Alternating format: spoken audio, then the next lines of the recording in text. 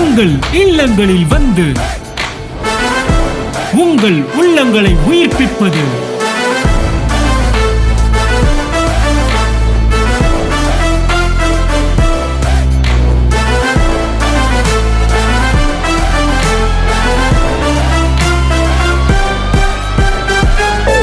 உங்கள் channel DJ.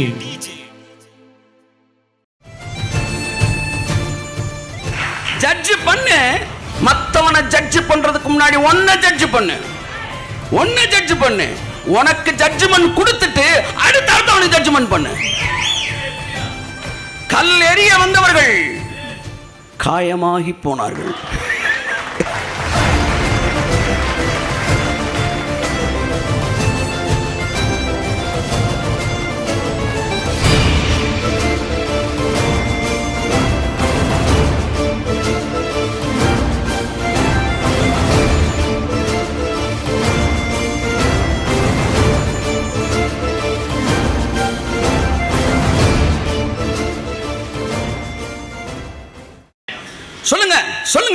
சொல்லுங்க என்ன சொல்ல வந்தான்னா, செக்கு எப்படி வச்சான்னா, நகட்டினா ராணியை தூக்குறோம், நகலாம இருந்தா ராஜாவை தூக்குறோன்றாங்க. இப்ப நீங்க ஒதுங்கிட்டீங்கன்னா அவளை தூக்குறோம், அங்கே நின்னா உங்களை தூக்குறோம். எப்படி? ஆனா அவர் சொன்னாரு, நீ என்னையும் தூக்க முடியாது, என் பிள்ளையும் தூக்க முடியாது.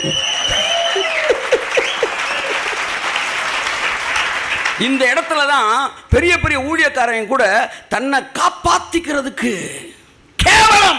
கேவலம், அசிங்கம், அவமானம்.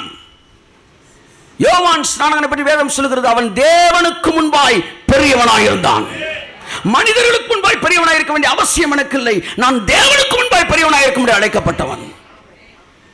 இயேசு குனிஞ்சிருவாரு, அமைதியாயிருவாரு, மேட்ரை ப்ரொசீட் பண்ணிடலாம் நினைச்சுக்கிட்டு இருந்தாங்க. வேதம் சொல்லி இயேசு நிமிர்ந்து கையை தட்டுங்க, நல்லா தட்டுங்க. நிமிர்ந்துட்டாரு சார், அவன் நிமிர்ந்துட்டான் சார், அவனை ஒன்றும் செய்ய முடியாது சார், நிமிர்ந்தார்.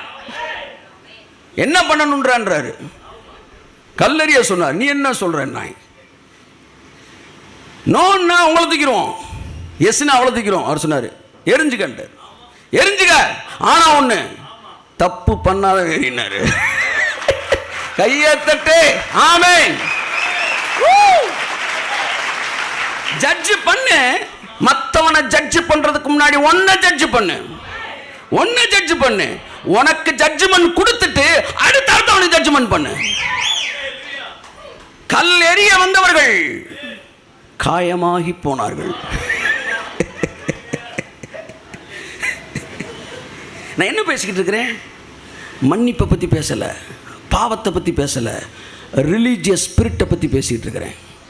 நியாயப்பிரமாண ஆவியை பேசுகிறேன், கிருபையின் ஆவியை பேசுகிறேன். இந்த நியாயப்பிரமாண ஆவி என்ன செஞ்சிருச்சு? ஆஃப் ஆயிடுச்சு. எல்லாம் சொல்லுங்கள், ஆஃப் ஆயிடுச்சு. கல் எறியாமல் என்ன செஞ்சிட்டாங்க? காயப்பட்டு அவர்களே என்ன செய்தார்கள்? மனசாட்சியில் கடிந்து கொண்டு, வாசிங்க.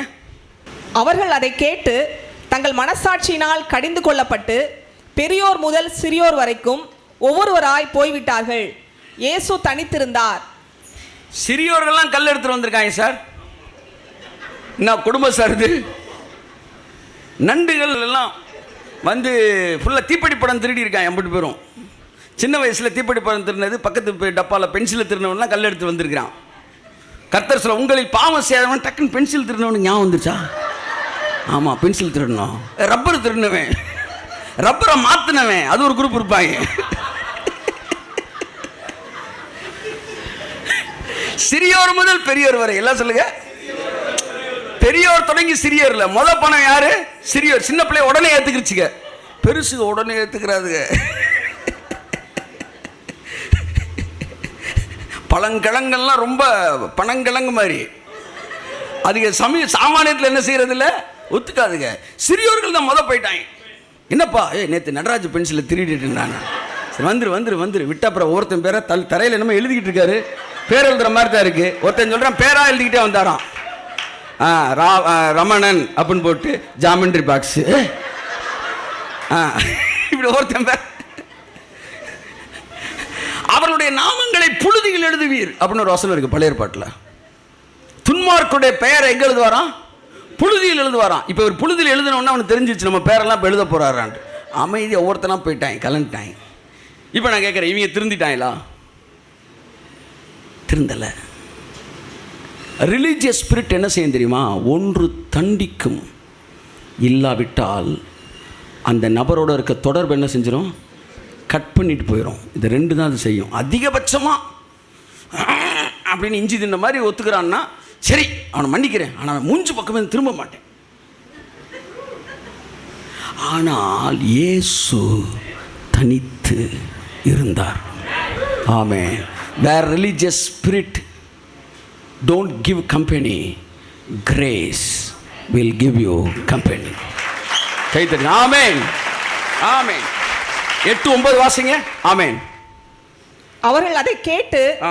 தங்கள் மனசாட்சியினால் கடிந்து கொள்ளப்பட்டு ஆ. பெரியோர் முதல் சிறியோர் வரைக்கும் ஆ. ஒவ்வொருவராய் போய்விட்டார்கள். போனாங்கல்ல? அப்ப என்ன சொல்ல வராங்க? நாங்க தப்பு பண்ணிட்டோம்னு சொல்ல வந்தவங்க. என்ன செஞ்சுட்டு போயிருக்கணும்? யார்கிட்ட கேட்டிருக்கணும்? அந்த பொண்ணுகிட்ட கேட்டிருக்கணும். தப்புதாம்மா, சாரி, நாங்கள் எங்களை பற்றி யோசிக்கவே இல்லை, ஒன்று அசிங்கப்படுத்திட்டோம். ஒருத்தனா சாரி சொன்னானா? சத்தம் காட்டாமல் போனான். மணந்திருந்துனா கூட வெளியே தெரியாமல் தான் மணந்திருந்துவாங்க.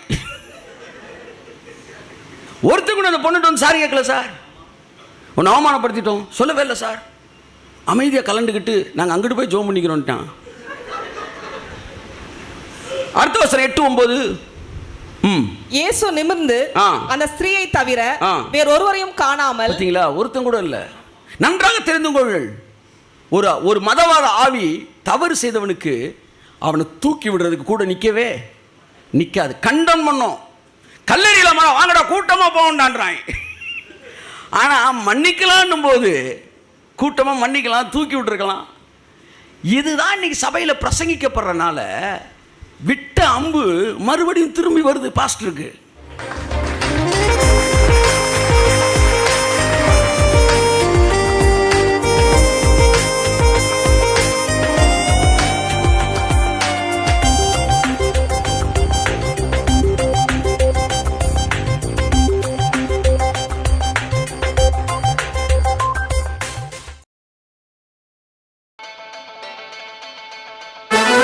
உங்கள் இல்லங்களில் வந்து உங்கள் உள்ளங்களை உயிர்ப்பிப்பது